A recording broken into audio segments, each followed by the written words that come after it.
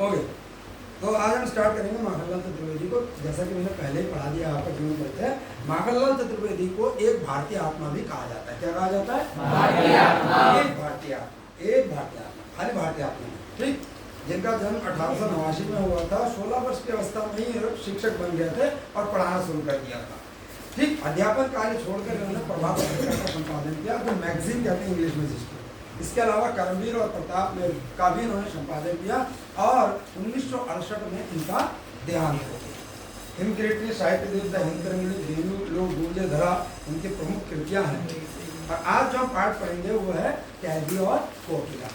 अभी आपने डिस्प्ले में पढ़ लिया है, अभी फिर हम आपसे आमने सामने बात कर रहे हैं कि अंग्रेजी हुकूमत में जब स्वतंत्रता आंदोलन में माखनलाल चतुर्वेदी को जेल में डाल दिया गया और उस समय अंग्रेजी हुकूमत के कारण भारतीयों के ऊपर अत्यधिक अत्याचार किए जाते थे, तो ब्रितानी उपनिवेशवाद के शोषण तंत्र का बारीक विश्लेषण करती है कविता कैदी और कोकिला बताती है कि माखनलाल चतुर्वेदी के ऊपर किस तरह से वहाँ अत्याचार किया जाता था। उसी को उन्होंने कविता के रूप में पिरोया है, ठीक है। तो क्या लिखते हैं वो? क्या गाती हो, क्यों रह जाती हो कोकिल, बोलो तो क्या लाती हो, संदेशा किसका है कोकिल, बोलो तो। ऊंची काली दीवारों के घेरे में, डाकू चोरों बटमारों के डेरे में, जीने को देते नहीं पेट भर खाना, मरने भी देते नहीं तड़प रह जाना, जीवन पर अब दिन रात कड़ा पहरा है, शासन है आत्म का प्रभाव गहरा है, उनकर निराश कर चला रात भी काली, इस समय काली माँ मई जगी क्यों आली, क्यों होक पड़ी वेदना बोझ वाली सी, कोकिल बोलो तो क्या गाती हो, क्यों रह जाती हो कोकिल, बोलो तो क्या लाती हो, संदेशा किसका है कोकिल, बोलो तो। स्पष्ट रूप से कवि इस बात को कहना चाहते हैं कि प्रस्तुत पंक्तियों के माध्यम से कि जेल की जो दीवारें हैं वो बहुत काली दीवारें, प्रतीक रूप में जेल की दीवारें। आपके तो पड़ोस में जेल भी है, आपने देख रखा होगा दीवारें, तो यहाँ तो लाल दीवार है। अमूमन जेल की दीवारें बहुत काली होती हैं, काले रंग की होती हैं और बहुत ऊंची होती है, ठीक है। और ऐसे में जब अंधेरी रात में, आवश्यक वाली रात में, जब काली उस ऊंची दीवार के ऊपर कोई काले रंग की कोयल बैठ के चीखती है, बोलती है, तो ऐसे समय में माखनलाल चतुर्वेदी जी रात को जब उनको नींद नहीं आ रही और देख रहे हैं तो उस काली दीवार को और उसके ऊपर चढ़ी हुई इस कोयल को, तो वो उससे संवाद कर रहे हैं। और क्या कह रहे हैं? क्या गाती हो, क्यों रह जाती हो कोकिल, बोलो तो क्या गा रही हो, क्या कहना चाह रही हो, क्या गाकर सुनाना चाह रही हो कोकिल, क्यों रह जाती हो, रुक क्यों जा रही हो कोकिल, बोलो तो क्या लाती हो, कोई संदेशा लाई हो, और कोई संदेशा लाई हो तो कोकिल उसको भी बोलो।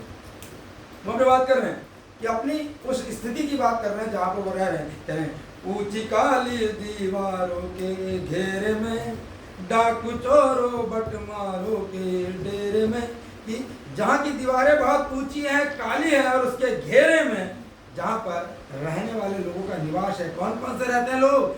डाकू, चोर और जेब कतरे।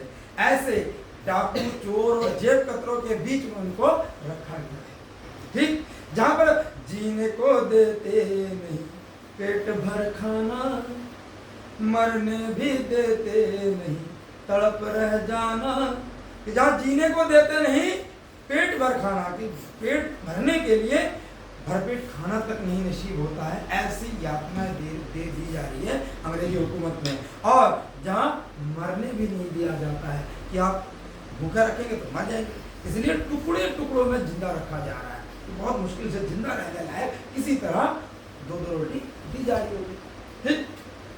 आगे वो अंग्रेजी हुकूमत के अत्याचार की कहानी व्यक्त करते लिखते हैं कि जीवन पर अब दिन रात कड़ा पहरा है, शासन है आत्म का प्रभाव गहरा है, कि जीवन पर अब दिन रात कड़ा पहरा है। जहाँ पर अंग्रेजी हुकूमत का दिन रात दिन कड़ा पहरा लगा रखा है, और ये वास्तव में शासन नहीं है, ये काली रात का पहरा है, ये बहुत भयानक काली रात है जिसका प्रभाव गहराया हुआ है, अंधेरी रात है, गुलामी की रात है, जो ना खत्म होने वाली रात की तरह लग रही है। ठीक, जहां पर हिमकर निराश कर चला, हिमकर मतलब चंद्रमा, चंद्रमा ने चांदनी रातें निराश कर चली, पूर्णमासी का समय या पूर्णिमा का काल चला गया है और रात भी काली, इस समय पूर्णमासी चली गई, चांदनी रातें चली गई है और काली रात आई है, अर्थात अमावस्या वाली काली रातें चल रही हैं इस समय। ऐसे कालीमा में, ऐसे घनघोर काली रात में तू भी काले रंग के कपड़े क्यों आई है? इसलिए क्या तेरे मन के अंदर कोई दर्द उठा है, कोई ऐसी दबी हुई बात है, कोई वेदना है, मतलब बहुत तकलीफ हो रही है, कोई बोझ ऐसी है जो उसको बता नहीं पा रही है, तो मेरे साथ बोलो तो कोकिल, बोलो तो क्या गाती हो कोकिल, बोलो तो क्या कोई संदेशा लाई हो कोकिल, बोलो तो। ठीक है, आज इतना ही, भाषा सरल सहज